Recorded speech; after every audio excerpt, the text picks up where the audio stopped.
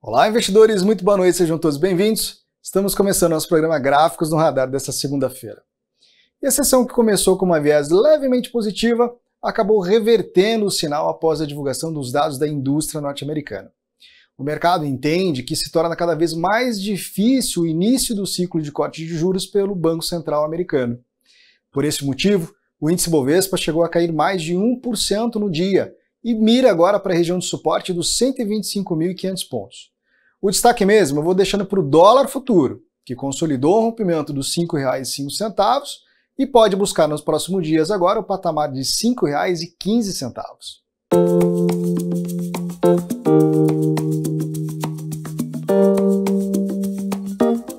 Partindo do nosso índice Bovespa, o dia hoje foi de consolidação de um novo topo descendente, estrutura que favorece a continuidade da queda do índice Bovespa em direção ao patamar de suporte mais próximo, marcado na região dos 125.490 pontos. Caso essa região seja vencida nos próximos dias, possibilitaria a extensão do movimento em direção ao patamar dos 122.700 pontos. Neste caso, poderíamos estar vendo a consolidação de uma tendência de baixa para o Bovespa no curto prazo.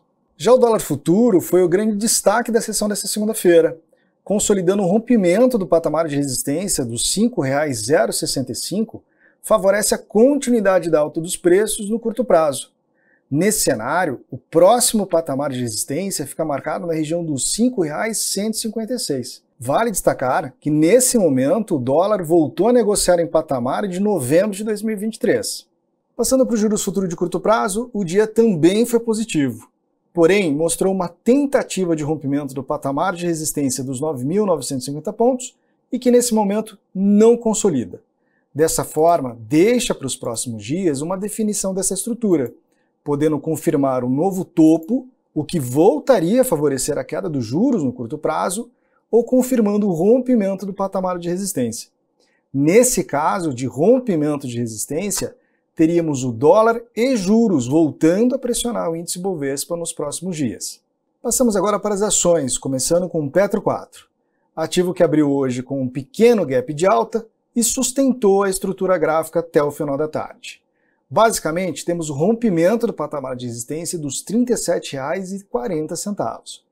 É um cenário que favorece a continuidade do movimento no curto prazo. Porém, observamos a formação de um spinning top e baixo volume comprador, o que ainda mostra uma fragilidade na estrutura de alta. Desta forma, as ações precisam receber um novo fluxo comprador e a renovação da máxima recente para reforçar o cenário de alta de curto prazo.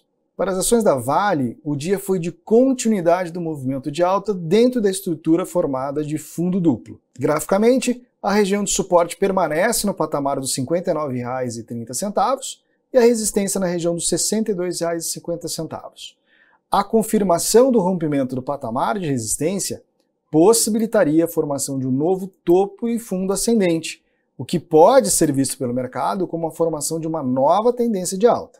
Analisamos agora as ações da Apvida, o destaque de alta para o índice Bovespa no momento em que gravamos o nosso programa. Graficamente falando, ele reforça a formação de um triângulo assimétrico, uma estrutura que reforça a leitura mais neutra de médio prazo, com nível de suporte na região dos R$ 3,70 e de resistência aos R$ 4,03. O rompimento do patamar de resistência abriria espaço para a formação de uma estrutura compradora, ou seja, favoreceria a sequência do movimento de alta dos preços nos próximos dias. Analisamos agora as ações da Qualicorp, ativo que se destaca como a principal queda do índice Bovespa na sessão desta segunda-feira. Nesse momento, registra uma queda de 9,31%, com a mínima do dia a R$ 1,84. Graficamente, utilizamos a projeção de Fibonacci para identificar a próxima região de suporte, que vai ficando agora no patamar de R$ 1,55. Vale a pena destacar que a queda já mostra uma estrutura mais esticada, o que possibilitaria a antecipação na formação de um fundo. Caso esse cenário venha a ser confirmado, uma estrutura de repique, ou seja, uma possível compra de correção, poderia ser vista nos próximos dias. Para as ações da Randon, a estrutura gráfica permanece de alta para os preços no curto prazo. A observação vai ficando para a formação do candle como spinning top, ou seja, um candle de indefinição e que mostra uma certa fragilidade na força compradora. O nível de suporte fica na região dos R$ 12,38 e o patamar de resistência na casa dos R$ 13,25. Passamos agora para a ETF Divo 11, ativo que busca performar uma carteira de boas pagadoras de dividendos. Graficamente falando, observamos a formação de um triângulo assimétrico, o que reforça a tendência neutra no curto e médio prazo. Destaco inclusive o cruzamento da nossa média curta em relação à média mais longa no nosso gráfico diário. A estrutura de curto prazo fica como neutra. Suporte mais próximo na região dos R$ 86,70 e resistência mais relevante aos R$ 90,70.